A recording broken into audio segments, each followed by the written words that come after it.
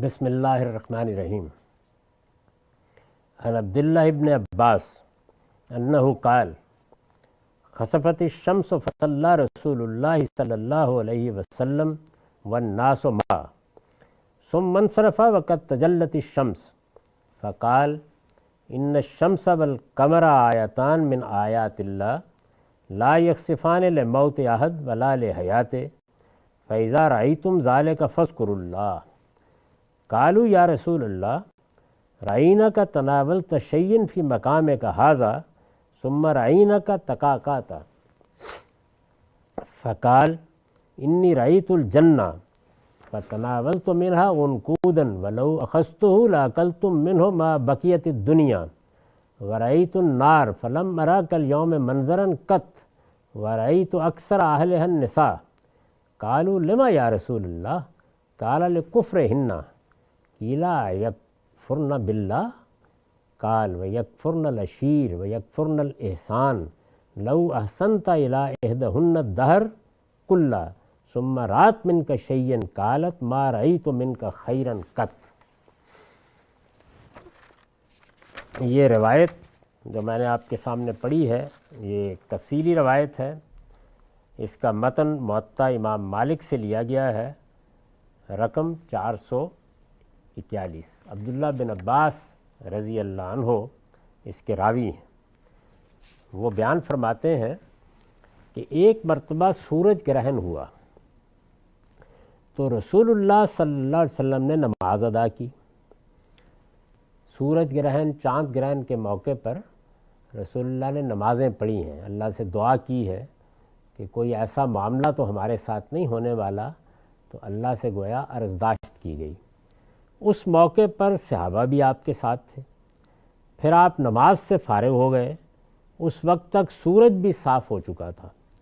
چنانچہ آپ نے خطبہ دیا اور فرمایا سورج اور چاند اللہ تعالیٰ کی نشانیوں میں سے دو نشانیاں ہیں، انہیں کسی کی موت و حیات کی وجہ سے گرہن نہیں لگتا۔ یعنی یہ جو اللہ تعالیٰ کے نظم میں ایک تبدیلی آتی ہے اور وہ روشنی جو اس نے تمہارے لیے پیدا کی ہوئی ہے، تم دیکھتے ہو کہ وہ روشنی گہنا جاتی ہے، تو یہ موقع اللہ کو یاد کرنے کا، اس کا شکر ادا کرنے کا اور اس سے تنبیہ حاصل کرنے کا ہے۔ دنیا میں جہاں کہیں بھی کوئی تبدیلی یا تغیر آئے تو ایک بندہ مومن کو ایسے سوچنا چاہیے۔ لیکن یہ معلوم ہوتا ہے بعض دوسری روایتوں سے کہ اس وقت رسالت مآب صلی اللہ علیہ وسلم کے صاحبزادے کی وفات ہوئی تھی، تو لوگوں نے یہ خیال کیا کہ شاید اس وجہ سے سورج کو گرہن لگ گیا ہے، تو آپ نے فوراً اس کی طرف توجہ دلائی کہ کسی کے مرنے جینے سے گرہن نہیں لگتا، یہ اللہ کی نشانیاں ہیں، اسی طرح نمودار ہوتی رہتی ہیں، لہٰذا اگر کبھی ایسا دیکھو تو اپنے رب کو یاد کیا کرو۔ یہ خود یہ بات بتا رہی ہے کہ اللہ کے پیغمبر میں اور اس طرح کے اوہام کی دعوت لے کر اٹھنے والوں میں کیا فرق ہوتا ہے۔ کوئی اور ہوتا تو کہتا کہ بڑی کرامت، بڑا معجزہ ظاہر ہو گیا، فوراً آپ نے تنبیہ کی کہ کسی کے مرنے جینے سے ان چیزوں کو کوئی تعلق نہیں ہے۔ صحابہ نے پوچھا یا رسول اللہ نماز کے دوران میں ہم نے آپ کو دیکھا کہ آپ نے اپنی اس جگہ پر کھڑے کھڑے شاید کوئی چیز لینا چاہی تھی۔ یعنی مشاہدہ یہ کیا گیا کہ جب رسول اللہ صلی اللہ علیہ وسلم نماز پڑھ رہے تھے تو نماز کے دوران میں آپ نے ایسے ہاتھ بڑھایا جیسے کوئی چیز لینا چاہ رہے ہیں۔ تو جب آپ نے خطبہ دیا اور اس میں یہ توجہ دلائی تو پوچھا گیا کہ یہ کیا معاملہ تھا؟ پھر ہم نے دیکھا کہ آپ رک گئے ہیں، یعنی کوئی چیز لینا چاہی لیکن جیسے آپ ہاتھ نہیں پہنچ سکا یا نہیں لے سکے تو رک گئے۔ آپ نے فرمایا میں نے جنت دیکھی تو اس میں سے میووں کا ایک گچھا لینا چاہا، اگر میں اس کو لے لیتا تو جب تک دنیا باقی ہے تم اس میں سے کھاتے رہتے۔ اس پر میں نے لکھا ہے یعنی جس طرح اجناس کے چند دانوں سے ہزاروں دانے پیدا ہو جاتے ہیں، اسی طرح جنت کا یہ میوہ بھی بڑھتا رہتا یہاں تک کہ دنیا کا آخری دن آ جاتا اور اس وقت بھی لوگ اس کو کھا رہے ہوتے۔ نبی صلی اللہ علیہ وسلم کے جو معجزات کھانے پینے کی چیزوں سے متعلق روایتوں میں بیان ہوئے ہیں ان کو بھی اسی طریقے پر سمجھنا چاہیے۔ یعنی اللہ تعالیٰ جس طریقے سے ایک دانے سے دسیوں دانے اور بالیاں پیدا کر دیتا ہے، بعض اوقات پیغمبر کی برکت سے یا ان کی دعا سے یا معجزے کے طور پر ایسی بڑھوتری پیدا کر دیتا ہے۔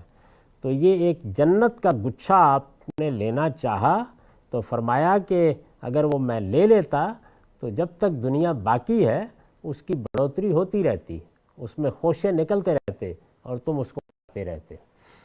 یہ جو بات آپ نے فرمائی اس موقع کے اوپر، اس میں ذرا رک کر یہ سمجھ لیجئے کہ اللہ کے پیغمبروں کے معاملے میں دونوں چیزیں ہوتی ہیں۔ یعنی ایسا بھی ہوتا ہے کہ ان کو نیند کے عالم میں جیسے ہم خواب دیکھتے ہیں رویا دکھائے جاتے ہیں، یعنی وہ حقائق کے جو دکھائے ہی جانے چاہیے وہ رویا میں دیکھتے ہیں، اور اس طرح کے رویا بعض اوقات عالم بیداری میں بھی دیکھتے ہیں۔ یعنی ہم تو چیزوں کو خواب ہی میں اس طرح دیکھتے ہیں، وہ میڈیم جو اللہ تعالیٰ نے یا ذریعہ رکھا ہے اس کا ظہور عام انسانوں کے لیے سوتے ہی میں ہوتا ہے، پیغمبروں کے لیے بعض اوقات وہ بیداری میں بھی ہو جاتا ہے۔ یہی وہ چیز ہے جس کو حضرت عبداللہ بن عباس کے ایک اثر میں رویا عین سے تعبیر کیا گیا ہے۔ یعنی اس کا مطلب کیا ہے کہ یہی کھڑے کھڑے وہ کیفیت طاری ہو جاتی ہے جو ہم عام انسانوں پر خواب ہی میں یا سوتے میں طاری ہوتی ہے، تو اس میں بھی ایک طرح کا رویا یا گویا بیداری کا خواب آتا ہے۔ تو فرمایا کہ اس طرح کی چیز میں نے دیکھی اور اس وقت میں چاہتا تھا کہ میں وہ خوشہ یا میووں کا وہ گچھا لے لوں۔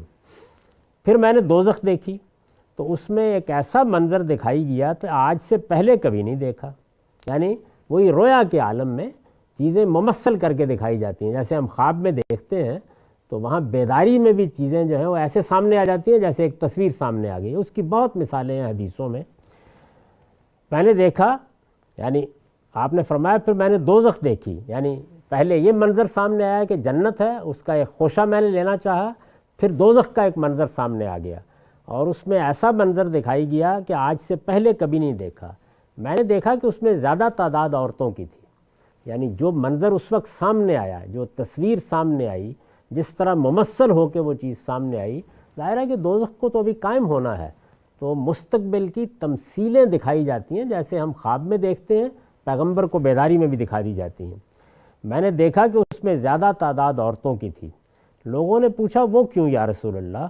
آپ نے فرمایا کہ اس لیے کہ ناشکری کرتی رہتی ہیں۔ لوگوں نے پوچھا کیا اللہ کی ناشکری کرتی ہیں؟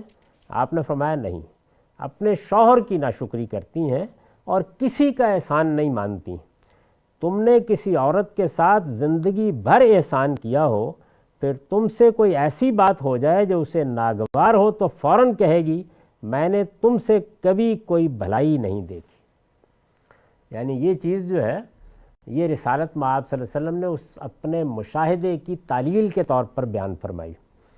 تو اس میں ایک چیز تو یہ تھی کہ دوزخ دیکھی، اس پر میں نے لکھا اس سے دوزخ کی وہ تمثیل مراد ہے جو اس وقت آپ کو دکھائی گئی۔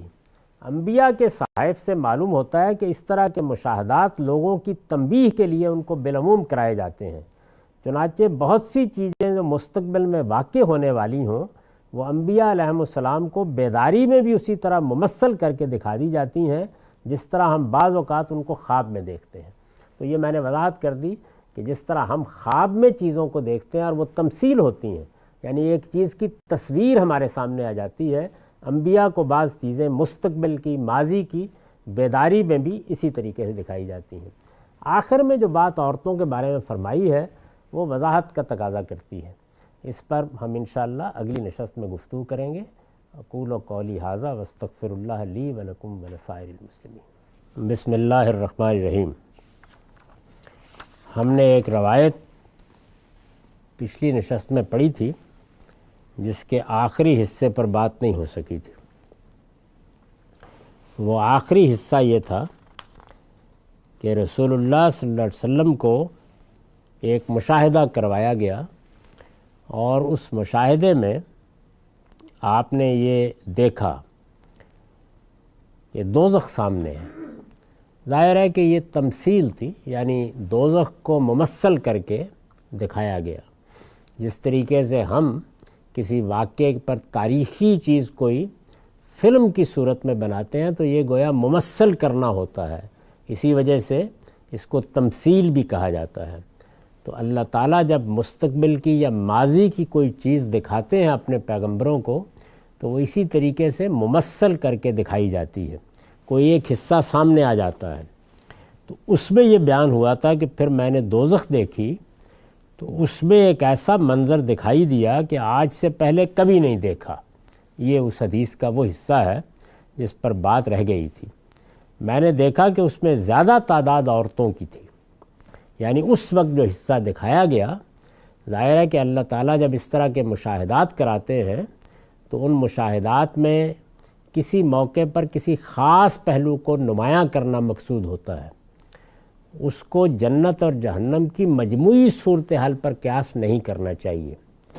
چنانچہ جو رویا رسالت مآب صلی اللہ علیہ وسلم کو دکھایا گیا، جس کو عام طور پر ہمارے ہاں معراج کہا جاتا ہے، اگر حدیثوں میں آپ اس کی تفصیلات بھی دیکھیں تو اس میں کسی حصے کو آپ نے دیکھا اور وہاں سود خواری تھے، کسی حصے کو دیکھا تو وہاں دنیا پرست علماء تھے۔ تو اس طرح کے جو مشاہدات کرائے جاتے ہیں ان کو کسی اصول یا تعمیم میں نہیں دیکھنا چاہیے، بلکہ یہ دیکھنا چاہیے کہ اس موقع پر کس چیز کو نمایاں کرنا پیش نظر تھا۔ تو یہ ذہن میں رکھنا ہے۔ میں نے دیکھا کہ اس میں زیادہ تعداد عورتوں کی تھی، یعنی جو حصہ اس وقت رویا میں سامنے آیا یا جو مشاہدہ ہوا تو وہاں مرد بھی تھے لیکن زیادہ تعداد عورتوں کی تھی۔ لوگوں نے پوچھا وہ کیوں یا رسول اللہ؟ آپ نے فرمایا اس لیے کہ ناشکری کرتی رہتی ہے۔ یعنی اندازہ کیجئے کہ یہ ناشکری جو ہے یہ کتنی بڑی چیز ہے، کیوں بڑی چیز ہے؟ اگر آپ غور کر کے دیکھیں تو پورے دین کی بنیاد کس چیز پر رکھی گئی ہے؟ اللہ تعالیٰ کے سپاس اور شکر گزاری پر۔ قرآن مجید جب فلسفے کی سطح پر دین کو بیان کرتا ہے تو دو لفظ اختیار کرتا ہے، اما شاکرم و اما کفورا، یعنی یا تو تم اللہ کے شکر گزار بندے بنو گے یا ناشکری کرنے والے بنو گے۔ تو شکر اور ناشکری گویا ایمان اور کفر ہے۔ اگر شکر ہے تو پھر ظاہر ہے کہ بندہ ہر موقع کے اوپر، یہ دنیا آزمائش کی دنیا ہے، اس میں تکلیفیں بھی آئیں گی، دوسروں سے برے رویے بھی سامنے آئیں گے، لیکن مثبت پہلوؤں پر نگاہ رکھنا، خیر پر نگاہ رکھنا، کسی شخص کے ساتھ معاملہ کرتے ہوئے اس کی مجموعی شخصیت کے خیر کو سامنے رکھ کر معاملہ کرنا، یہ مطلوب ہے۔ اور ظاہر ہے کہ اگر یہ ہے تو پھر انسان کے اندر شکر گزاری ہی شکر گزاری ہوتی ہے۔ اور رسول اللہ صلی اللہ علیہ وسلم نے ایک اور موقع پر یہ فرمایا کہ من لم یشکر الناس لم یشکر اللہ، جو بندوں کا شکر گزار نہیں ہوتا وہ اللہ کا شکر گزار بھی نہیں ہو سکتا۔ یعنی انسانی شخصیت کو آپ خانوں میں نہیں بانٹ سکتے۔ اگر کسی انسان کے اندر انسانوں کی عنایت، انسانوں کے کرم، انسانوں کے احسان کی پاسداری نہیں ہے، اس کی وہ قدر نہیں کرتا، تو اللہ کی کیوں کرے گا؟ تو اس وجہ سے یہ ایک بڑی غلطی بن جاتی ہے۔ تو ارشاد ہوا کہ لوگوں نے پوچھا کہ کیوں زیادہ تعداد دکھائی گئی آپ کو؟ آپ نے فرمایا کہ اس لیے کہ ناشکری کرتی رہتی ہیں۔ لوگوں نے پوچھا کیا اللہ کی ناشکری کرتی ہیں؟ آپ نے فرمایا نہیں، اپنے شوہر کی ناشکری کرتی ہیں اور کسی کا احسان نہیں مانتی۔ تم نے کسی عورت کے ساتھ زندگی بھر احسان کیا ہو، پھر تم سے کوئی ایسی بات ہو جائے جو اسے ناگوار ہو تو فوراً کہے گی میں نے تم سے کبھی کوئی بھلائی نہیں دیکھی۔ یہ جو روایت ہے یہ ظاہر ہے کہ اس عمومی صورتحال کو بیان کرتی ہے جس سے رسالت مآب صلی اللہ علیہ وسلم کو اپنے ہاں سابقہ پیش آیا ہے۔ اس طرح کی صورتحال ہم بھی بعض موقعوں پر محسوس کرتے ہیں، بعض علاقوں میں بھی یہ چیز نمایاں ہوتی ہے، اور یہ بھی ہوتا ہے کہ تربیت سے، تعلیم سے بہت سی تبدیلیاں آتی چلی جاتی ہیں۔ اب شاعروں کا ایک مزاج ہوتا ہے، ادباء کا ایک مزاج ہوتا ہے، اسی طرح سے مختلف پیشے انسان کی شخصیت پر اثر انداز ہوتے ہیں۔ تو خواتین بھی جس طرح کی زندگی بسر کرتی رہی ہیں اس میں زیادہ تر یہ چیز بعض تمدنی تصورات میں نمایاں ہوئی، تو حضور نے اس کی جانب توجہ دلائی۔ مشاہدات جو کرائے جاتے ہیں ان کے بارے میں عرض کر چکا کہ اس میں چیزیں ممثل کر کے دکھائی جاتی ہیں، اس سے مقصود یہ ہوتا ہے کہ لوگوں کو توجہ دلائی جائے۔ اس لیے میں نے اس پر لکھا ہے کہ اس کے معنی یہ نہیں ہے کہ سب عورتیں ایسی ہوتی ہیں، یعنی ایسے موقع پر جو مشاہدات ہوتے ہیں وہ اصل میں اس پہلو سے نہیں ہوتے. اس کو وہاں سے سمجھیے کہ ابھی قرآن مجید میں ہم نے پڑھا کہ بنی اسرائیل کے عمومی رویوں پر اللہ تعالیٰ تنقید کر رہے ہیں، لیکن بتا رہے ہیں کہ ان کے اندر ایسے لوگ بھی ہیں کہ جو بہت نیک، بہت صالح، بہت صحیح رویہ اختیار کرنے والے. تو یہ نہیں ہے کہ یہ عورتوں کی کوئی عام فطرت ہے، بلکہ جس طریقے کی پرورش وہ پاتی ہیں، جس طریقے سے ظاہر ہے کہ ان کو ایک لمبی دنیا میں ایسی زندگی رہی ہے جس میں شوہروں ہی سے کچھ لینا ہوتا تھا، وہی ان کی کفالت کرتے، انہی کے اوپر تمام تر معاش کی ذمہ داری رہتی، وہ خود کچھ کنٹریبیوٹ نہیں کر سکتی تھی. تو اس میں ایک رویہ انسان کے اندر پیدا ہوتا ہے. تو فرمایا کہ یہ صورتحال میں نے دیکھی ہے. تو جیسے میں عرض کر رہا تھا کہ اس کے معنی یہ نہیں ہے کہ سب عورتیں ایسی ہوتی ہیں یا کسی مرد میں یہ برائی نہیں ہوتی، یہ مطلب نہیں ہوتا ایسی باتوں کا. اس طرح کی تنبیہ کے موقع پر، یعنی جب توجہ دلانی ہوتی ہے تو اسی طرح کسی خاص پہلو کو نمایاں کر کے بتایا جاتا ہے کہ اس سے اجتناب کرو. عام مشاہدے کی رعایت سے کہا جاتا ہے اور اس کے لیے اسلوب بھی بالعموم یہی اختیار کیا جاتا ہے. ہم جب قوموں پر، گروہوں پر، خاص جماعتوں پر تبصرہ کرتے ہیں تو ہمیشہ اسی طریقے سے کرتے ہیں. یعنی اس وقت اگر مسلمانوں کے عام رویے پر تبصرہ کیا جائے کہ ان میں تو کوئی شاذ ہی آپ کو ایسا ملے گا کہ جو نیکی اور دیانتداری اور خیر کے ساتھ معاملہ کرتا ہو، تو یہ ظاہر ہے کہ ایک عمومی رویے پر تبصرہ ہوتا ہے، ورنہ ہر جگہ آپ کو بہت نیکوکار، بہت سارے لوگ مل جاتے ہیں. تو یہ پہلو ہے جس کو اس زاویے سے دیکھنا چاہیے کہ اللہ کے پیغمبر نے جس چیز کی طرف توجہ دلائی ہے، ہم اپنی زندگی پر نگاہ ڈال کے دیکھیں کیا فی الواقع ہم سے یہ ہوتا ہے. تو میں نے یہ دیکھا ہے کہ اس طرح کی چیز سننے کے بعد ایک حزبی تعصب فوراً رد عمل ظاہر کرتا ہے، جبکہ کسی شخص کی، یعنی علماء کی بعض چیزیں بیان ہوئی ہیں حدیثوں میں کہ دیکھو دین کے عالم ہیں، دین کا علم حاصل کیا ہے، لیکن یہ رویے ہیں، یہ طریقے ہیں، یہ جا پرستی ہے. تو یہ عام رویے جو ہوتے ہیں ان پر توجہ دلانے کے لیے کہا جاتا ہے. اس طرح کے موقع پر اپنے باطن میں جھانکنا چاہیے، اپنے گریبان میں ڈھانکنا چاہیے اور دیکھنا چاہیے کہ کیا ہمارا رویہ یہ تو نہیں ہے، اور اگر نہیں ہے تو اللہ کا شکر ادا کرنا چاہیے، اور اگر ہے تو اس کی اصلاح کرنی چاہیے. پیغمبروں کو اس طرح کے مشاہدات لوگوں کی اصلاح کے لیے کرائے جاتے ہیں اور ان کو اسی زاویے سے لینا بھی چاہیے. وآخر دعوانا الحمدللہ رب العالمین.